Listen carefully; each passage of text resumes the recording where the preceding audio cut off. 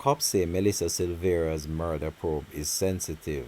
DSP Fitz Bailey is satisfied with the pace of investigation.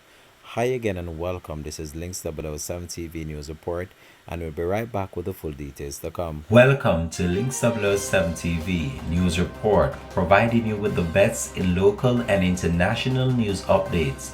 This is a place where you can get the most reliable and informative news information. Links 007 TV News Report. Welcome back and thanks for joining us. This is Links 007 TV News Report.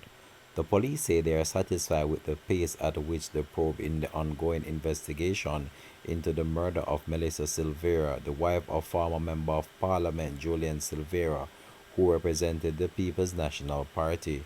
While being tight-lipped when pressed by reporters for an update on the case at a press conference on Thursday, Deputy Commissioner of Police DSP in charge of crime and the security portfolio in the Jamaica Constabulary Force Fitz Bailey said that the investigation was very sensitive at this time. What I can say is that the investigation is ongoing and I am satisfied with the pace at which the investigation is going, he said.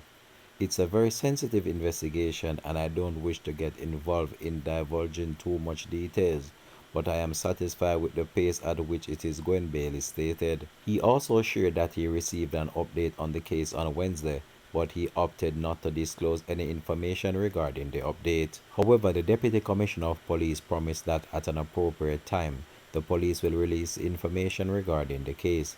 It was previously reported that Melissa Silvera died in her sleep on November the 10th, but the police upgraded their probe after the post-mortem examination revealed that she was shot at least 3 times. Since then, Julian, the one-term MP for St. Mary Western, has been interviewed by the police and has retained the services of a prominent attorney. But the attorney has repeatedly stated that his client is not a suspect in the murder. The Silveras were to celebrate their 8 years of marriage this month.